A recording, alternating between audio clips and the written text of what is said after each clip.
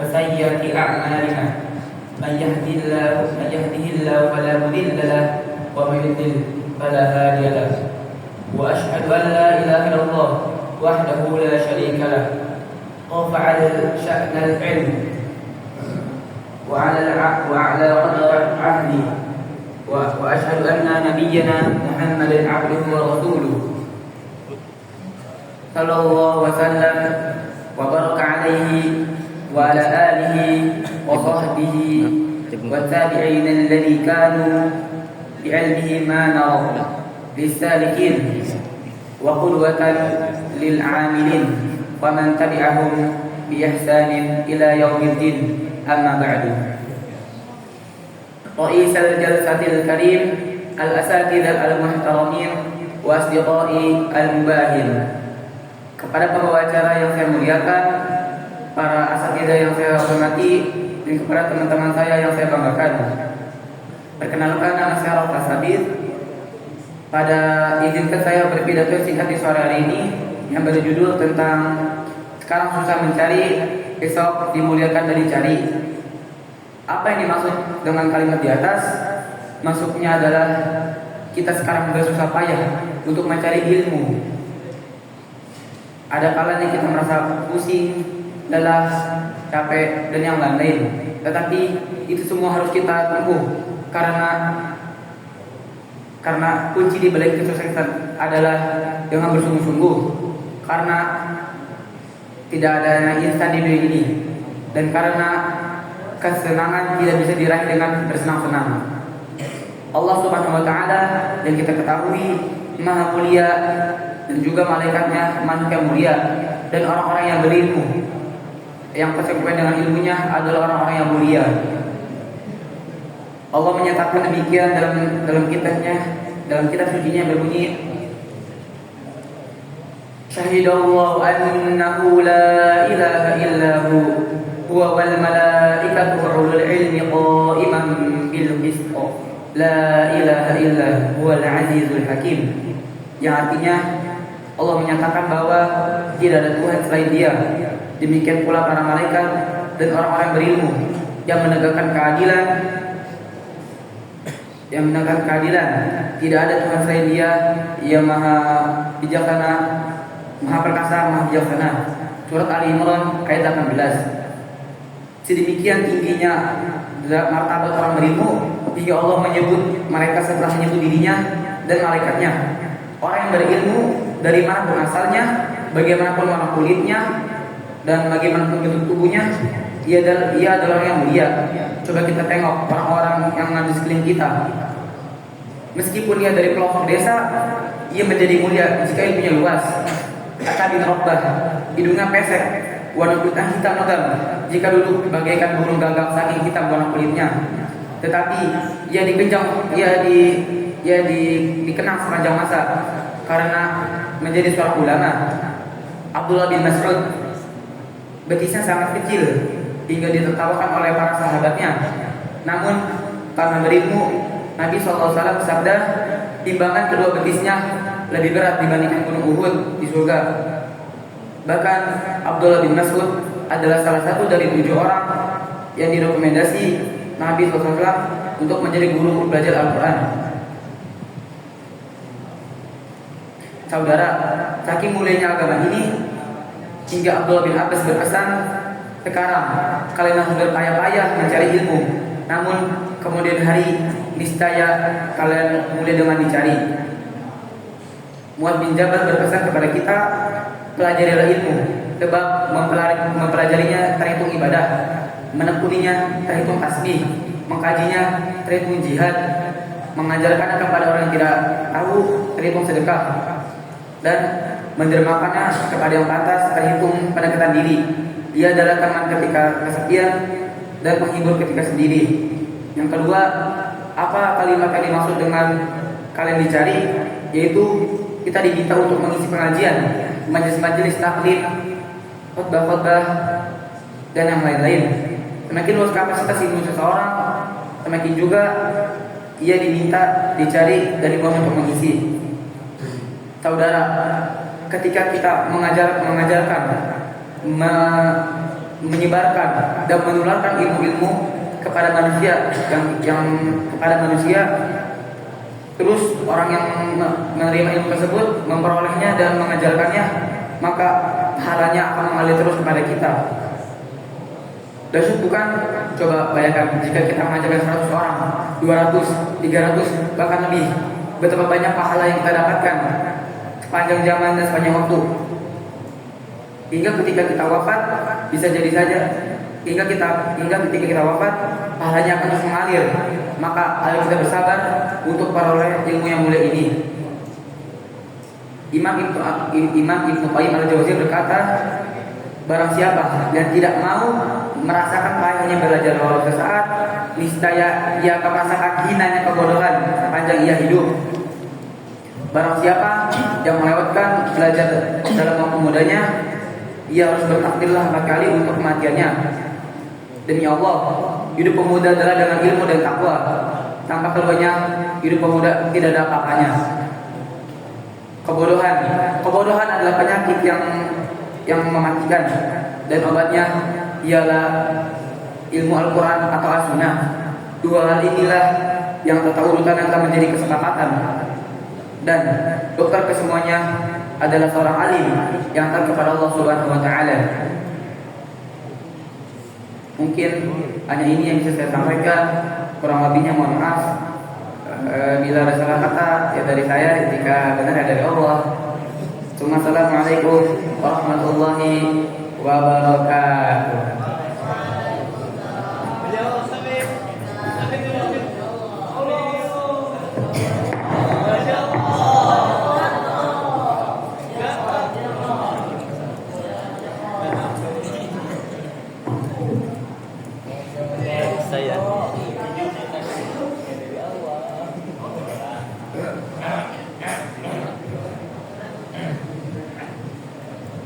Bismillahirrahmanirrahim. Assalamualaikum warahmatullahi wabarakatuh.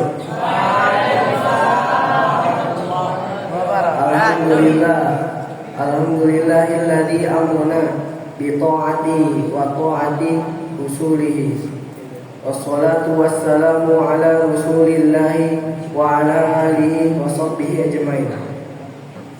Alhamdulillah, segala puja dan puji hanya milik Allah yang telah memerintahkan untuk menaatinya dan untuk menaati Rasulnya. Hanya kepadanya kita menyembah dan hanya kepadanya kita memohon pertolongan. Salat serta salam semoga tetap tercurahkan kepada Rasulullah Muhammad beserta keluarga dan sahabat dan kaum mukminin sampai akhir zaman.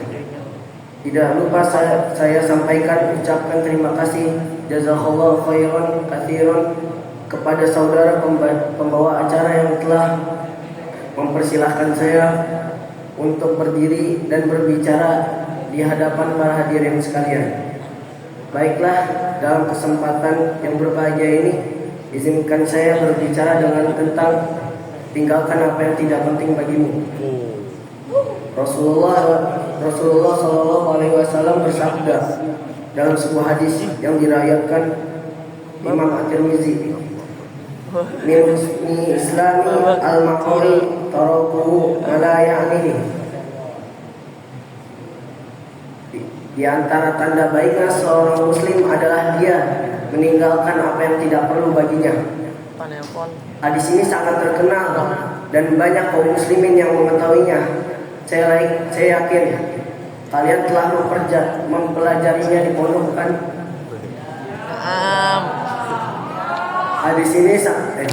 Hadis ini sangatlah bermanfaat bagi kita kaum muslimin untuk meningkatkan nilai keislaman.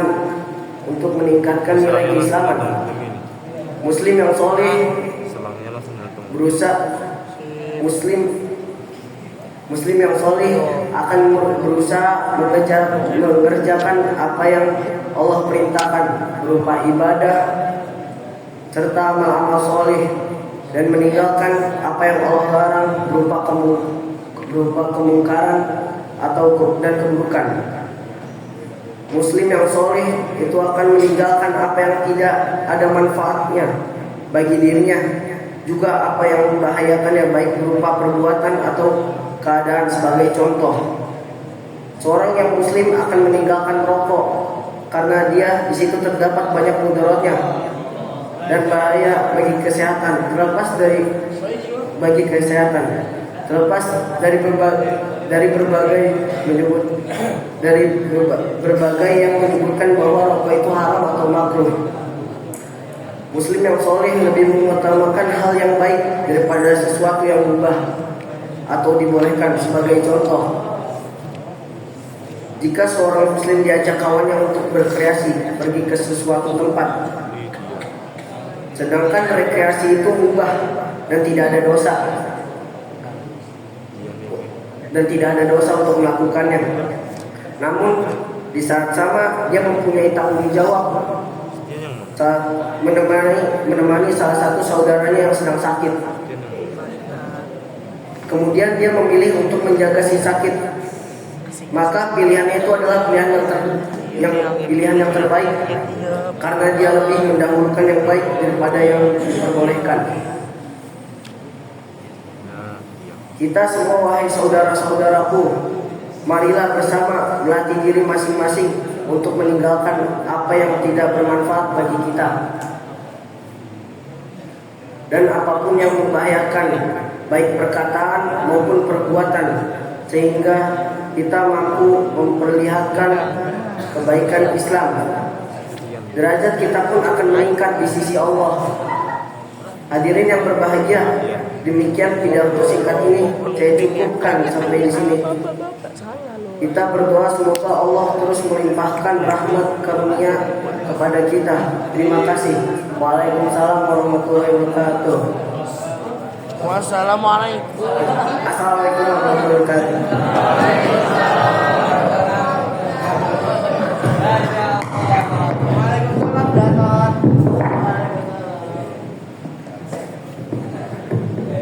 Menaan.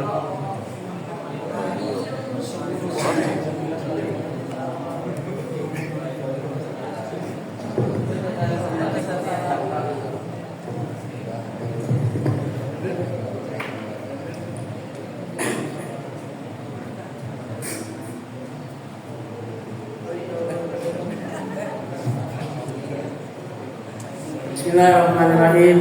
Assalamualaikum warahmatullahi wabarakatuh. Alhamdulillahirabbil alamin. Wassalatu wassalamu ala asyrafil anbiya wal mursalin wa ala alihi wa sahbihi ajmain. Amma ba'du. Puji dan syukur marilah kita panjatkan kehadirat Allah Subhanahu wa taala atas limpahan rahmat serta berkahnya kepada kita umat Islam. Salawat serta salam kita curah limpahkan kepada junjungan alam Nabi Muhammad sallallahu alaihi wasallam, keluarganya, sahabatnya dan semua pengikutnya. Hadirin rahimakumullah, syarat diterimanya ibadah adalah rasa ikhlas sebagaimana firman Allah Subhanahu wa taala, wa laqad uhiya ilaika wa ilal ladzina min qablik la in asyrakta la yahbatanna 'amaluka wa la takunanna minal khasirin. Artinya, sungguh benar-benar telah diwahyukan kepadamu dan kepada orang-orang para nabi sebelummu. Sungguh jika engkau mempersatukan Allah, niscaya akan gugurlah amalmu dan tentulah engkau termasuk orang-orang yang rugi. Surah Az-Zumar ayat 65. Dengan ikhlas kita tidak akan tersesat ke jalan yang tidak diridhoi Allah Subhanahu wa taala. Tidak akan menjadi orang yang ria atau sombong, karena sombong itu merupakan sifatnya setan. Seseorang yang ikhlas ibarat orang yang sedang membersihkan beras dari kerikil dan batu-batu kecil di sekitar beras. Maka beras yang dimasak menjadi nikmat dimakan. Tetapi jika beras itu masih kotor, ketika nasi dikunyah akan tergigit kerikil dan batu-batu kecil. Demikianlah keikhlasan menyebabkan beramal menjadi nikmat, tidak membuat lelah dan segala pengorbanan tidak terasa berat. Sebaliknya, amal yang dilakukan dengan riya akan menyebabkan amal tidak nikmat pelakunya, akan mudah menyerah dan selalu kecewa. Tetapi banyak dari kita yang beribadah tidak melandaskan rasa ikhlas kepada Allah Subhanahu wa taala, melainkan dengan sikap riya atau sombong supaya mendapat pujian dari orang lain. Hal inilah yang dapat menyebabkan ibadah kita tidak diterima oleh Allah Subhanahu wa taala. Rasulullah sallallahu alaihi wasallam pernah bersabda, "Ikhlaslah dalam beragama, cukup bagimu amal yang sedikit." Dalam hadis lain Rasulullah sallallahu alaihi wasallam bersabda, "Sesungguhnya Allah tidak menerima amal kecuali dilakukan dengan ikhlas dan mengharap ridhonya." Imam Syafi'i pernah memberi nasihat kepada seorang temannya, "Wahai Abu Musa, jika engkau berijtihad dengan sebenar-benar kesungguhan untuk membuat seluruh manusia ridho, maka itu tidak akan terjadi. Jika demikian, maka ikhlaskan amalmu dan niatmu karena Allah Subhanahu wa taala." Karena itu tak heran jika Ibnu Qayyim memberi perumpamaan seperti ini. Amal tanpa keikhlasan seperti musafir yang mengisi kantong dengan kerikil pasir, memberatkannya tapi tidak bermanfaat. Dalam kesempatan lain, ia juga berkata, jika ilmu bermanfaat tanpa amal, maka tidak mungkin Allah Subhanahu wa taala mencela orang-orang yang munafik. Dari beberapa contoh hadis di atas menunjukkan bahwa ikhlas itu memang sangat penting bagi umat muslim dalam melaksanakan ibadah, karena tanpa rasa ikhlas dan hanya mengharap ridha dari Allah Subhanahu wa taala, ibadah tidak akan diterima olehnya. Lalu bagaimana cara agar kita bisa beribadah dengan ikhlas? Cara agar kita dapat mencapai rasa ikhlas adalah dengan mengosongkan pikiran di saat kita sedang beribadah kepada Allah Subhanahu wa taala. Kita hanya perlu memikirkan Allah Subhanahu wa taala, salat untuk Allah, zikir untuk Allah. Semua amal yang kita lakukan hanya untuk Allah Subhanahu wa taala. Lupakan semua urusan duniawi. Kita hanya tertuju kepada Allah. Jangan muncul diri kita karena kita tidak berdaya di hadapan Allah Subhanahu wa taala. Rasakanlah Allah berada di hadapan kita dan sedang menyaksikan kita. InsyaAllah dengan cara-cara di atas Anda dapat mencapai ikhlas. Dan jangan lupa untuk berdoa memohon kepada Allah Subhanahu wa taala agar kita dapat beribadah secara ikhlas untuknya. Sekian dari saya, Fadil Bintang Madani dari kelas 7. Excellent. Jika ada kesalahan mohon dimaafkan.